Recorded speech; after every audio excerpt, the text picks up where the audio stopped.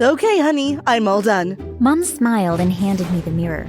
I took it and grimaced at the person looking back. My face looked like a parade of colors, not sure about which direction they needed to go. At this point, it was like looking at a totally different person. Mom was a top prosthetic makeup artist, but when it came to normal makeup, she was terrible. Thanks, Mom. I shot her a fake smile and grabbed my book for school. Don't forget, boys only want one thing from you. And being an ugly girl is better than being a beautiful one. Mom shouted as I walked out of the front door. Hi, my name is Tammy. Don't continue watching this video until you like this video and subscribe to our channel. Oh yeah, also tap that notification bell so you will know when more amazing stories are out. Genevieve, my best friend, giggled at me when I walked up to her at the school gate. So, your mom is at it again. Why don't you just wash it off and reapply the makeup before leaving school? Jen looked at me and wiggled her eyebrows playfully. But don't you remember that one time when I did wash it off? Yeah, and your mom grounded you for a week. The same week we had to go to the Jonas Brothers. And let's not forget the threat of being homeschooled and never seeing the light of day again if I ever remove this hideous makeup she painted on my face. Let's meet in the cafeteria for lunch. Jen smiled. Yes, and we can talk about the concert coming up. We both squealed before saying goodbye and heading to class. So, what are you wearing to the concert? Jen asked as we sat down by the table in the cafeteria. I'm not sure. I've been saving my allowance to get a new outfit. Maybe Mom can drop us to the mall this Saturday. That would be great. I haven't been to the mall in ages. But do you know what I heard? I rolled my eyes playfully at Jen. She always had the newest gossip on everyone. What did you hear, Jen? I heard that Nicholas works at a kiosk at the mall duplicating keys. Maybe you can carry some keys to be duplicated. Jen sipped her drink and looked at me over her straw. Are you crazy? I can't speak to Nicholas looking like a full-blown clown.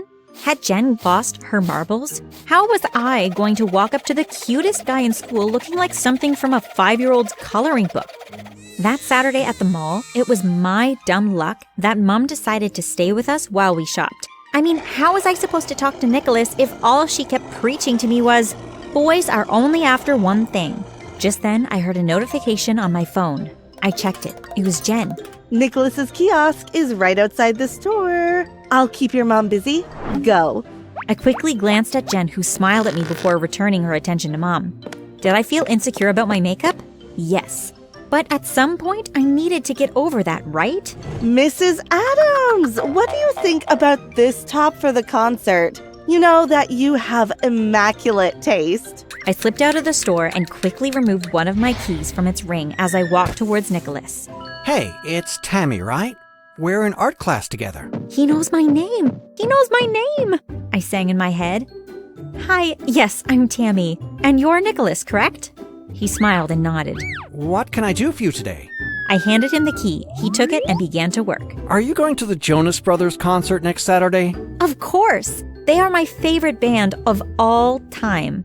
Nice. Maybe I'll see you there. Before I could respond, I received a notification. Your mom is asking for you. You need to get back here ASAP. I've got to go. But I still have to give you... Nicholas's reply faded as I ran towards the store. On the night of the concert, Jen met at my place, so Mom could drop us off and pick us up after the concert. Don't worry. Jen opened her purse and showed me the makeup palettes once she got up to my room. Once we get to the concert, we'll take your stuff off in the bathroom and moi shall apply some real makeup. I hope we see Nicholas so he can see you in all your glory. Cute outfit and cute makeup. You'll be on fire, baby! On the way to the concert, we sang Jonas Brothers songs. When we jumped out of the car, Mom looked at me squarely. I'll be in the parking lot at 12 a.m. waiting for the both of you. Okay? Excitedly, Jen and I nodded before we turned away ecstatic for the best night of our lives. We found the bathroom quickly and Jen reapplied my makeup. I was breathless. I looked so much like me. Are you ready for the Jonas Brothers? Ah! Jen squealed as she placed the last palette into her purse. Let's go! Jen and I held hands as we walked out of the bathroom. The atmosphere that night was one I'd always remember. The lights, the screams of the fans, the sheer amazingness of just being able to see the Jonas Brothers perform. Everything was perfect until Jen and I walked out to the parking lot. A few minutes before 12, Jen and I walked to the car park. The concert was still in full swing, but watching part of the concert was better than no concert at all. I wish I could have seen Nicholas. Girl, did you see how many other guys were drooling all over you? Suddenly, a van pulled up in front of us. Jen and I stumbled backwards. Abruptly, the door of the van opened and someone grabbed my hand and dragged me inside. The van drove off with my legs still dangling outside. It was a few seconds before my legs were inside the van and the door was closed. I kicked and screamed at the person who grabbed me until a familiar voice arose from the chaos. Tammy, it's me. Dad? I looked back at the person who was holding me. So you couldn't send a postcard or a text message like normal fathers? You needed to kidnap me? I'm sorry, Tammy, but it needed to be this way. A line of worry was indented on Dad's forehead. What I'm about to tell you, you can't tell anyone, not even Jen. I nodded and looked at him with bated breath. I'm an undercover agent, and I desperately need your help. I heard about this concert, and I know they're your favorite band. I'm just glad I was able to spot you. That's when I realized. That's why Mom had covered me in ugly makeup. It wasn't to fend off the boys, it was to disguise me. It was about a year ago when she started this weird makeup on me. She was trying to stop Dad from finding me. What do you need me to do? I asked eagerly. A few years ago, your mom got into some bad company, and she committed a robbery with a man named Greg Taylor. Greg was sent to jail, and your mother escaped and kept the green diamond. Greg knows that your mother has it, and a few days ago, he was released. I need you to get the diamond for me. It's hidden in one of the clay Santa ornaments that you and your mother made a few years ago. And when I get it, how will I get in contact with you? Don't worry about that. In a few days, I'll get in contact with you. Dad dropped me off a few blocks home.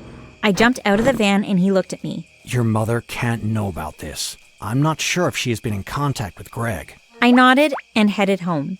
As I got closer to my house, I saw the flashing lights of police vehicles. I ran the rest of the way and burst through the front door. Mom! Mom shot up from the sofa she was sitting on and ran towards me. She hugged me tightly. Are you okay? What happened? I created a story to feed the police officers and Mom. Everyone seemed to buy into it. The officer said if I remembered anything, that I should give them a call. I nodded. Mom thanked them for everything and they left. I asked Mom about Jen and she said she was safe but afraid. I asked Mom to call her and tell her that I was safe because I was exhausted and wanted to get to bed. The next few days, Mom didn't leave my side. I wasn't allowed to go to school or even have Jen over. How was I supposed to get the diamond if Mom was tracking my movements? I finally caught a break when Mom said she was going to the coffee shop around the corner to meet with a friend quickly.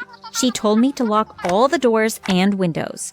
As soon as she left, I pulled out the Christmas ornaments and found the clay Santas. I smashed the third Santa and a green diamond skated across the floor. I picked it up and admired it. Tammy, what's that? Startled, I dropped the diamond on the floor and quickly picked it up and hid it behind my back. Mom walked towards me. What are you hiding behind your back? She took my hand from behind my back and opened it. Where did you steal that diamond from, Tammy? I pushed the diamond into my pants pocket. Huh? I looked at Mom confused. If Mom had no idea about the diamond, was Dad lying? I'm not supposed to tell you this, but I told Mom everything that happened. The fake kidnapping, seeing Dad, and what he asked me to do. Without a word, Mom left the room and returned shortly with a wooden box. She placed it on the table and took out old newspaper clippings. All the clippings were about Dad. 10 years ago, he was an infamous burglar until he was captured by the police. He got out of jail about a year ago. I sank into the chair. My head was spinning. I had never been so confused in all my life. Mom apologized for making me wear makeup, but she hoped that I would understand why she did it. I nodded slowly. What are we going to do about the diamond? Should we give it to Dad or sell it and move away? I mean, selling it would mean we no longer have it and we could come out of hiding. It may not be as simple as that, since Dad is owing a lot of people, and that diamond is his only way out. Either way, we need to get out of town now. If Dad doesn't find us, one of his goons who thinks we have the diamond will. Mom and I dashed off to our rooms to pack. I quickly packed my suitcases, tracking only the things that I needed. I left my room to see if Mom needed help. Her door was slightly opened. I was about to knock when I realized Mom wasn't who I thought she was. After 10 years, I finally found where Scott hid the stupid diamond. I'll meet you in about 2 hours. Mom lied to me? Was she the real burglar? I was just about to sneak away when my phone rang loudly. It was an unknown number. Mom spun around, glared at me, and I ran back towards my room and locked the door and barricaded it quickly. Hello? I panted. Hey, Tammy, it's Dad. Dad, I'm so sorry. Mom knows, and she's trying to get to me. I'm trapped inside my room. The phone went dead. Mom unlocked my door, and she pushed against it. If I didn't do something quick, I would be at Mom's mercy. My only way out was to climb the tree that was outside my window. I quickly pushed my phone in my pocket, opened my window, and climbed out to the tree. As I shimmied down the tree, I heard a deafening crack below my feet before I crashed to the ground. Ouch! I cried as I rubbed my ankle. I tried to stand, but I couldn't put any weight on my ankle. Fear gripped me when I heard Mom march out of the house. She grabbed me by my hands and pulled me back into the house. She tied me to one of the kitchen chairs before making a phone call telling the person that plans changed and they needed to meet her at home. Now. After everything I did for you, this is how you do me? I taught your father everything, but he became greedy. He hid one of the diamonds. So I had to do something. I set up his last heist so he would be caught. Thanks to you, I now have that diamond. Now I realized that both my parents were burglars. I'm your daughter. How can you treat me like this? Mom cackled and leaned into the chair, our faces almost touching. Oh, I'm not your mother. I'm your father's sister. Your dad stole you off the road from some homeless woman. We need to convey the perfect family, and that could only happen with an innocent child involved. I felt like my brain was splitting in two. I had learned so much in so little time. Just then, someone broke down the kitchen door and entered. It was Dad and the police. I sighed, relieved. This day was finally over. Mom was quickly subdued and carried out by the officers. Dad untied me and took me to the hospital. On the way to Dad's, I told Dad everything that Mom said except the part about him stealing me from the homeless woman. I mean, would you tell your dad that you found out what he did? I mean, he's the only dad that I know, and this life was better than living on the street. He admitted that everything was true. He wanted to give up the life of crime. But he knew with his sister still on the run, he would never be able to have the life that he wanted. He said he wanted a new start, and even though he couldn't give me back the 10 years he missed from my life, he was willing to try and make up for it. I pulled out the diamond from my pocket and handed it to Dad. He hugged me and promised that things would be different from now on. Dad helped me to my room and told me that if I needed anything, to just let him know. I smiled and he closed the door behind him. Okay, confession time. I actually found 2 diamonds. Somebody forgot how many diamonds they hid. I gave one to Dad. I still have the other one. Would you keep the other diamond or give that up as well? Leave your comments below.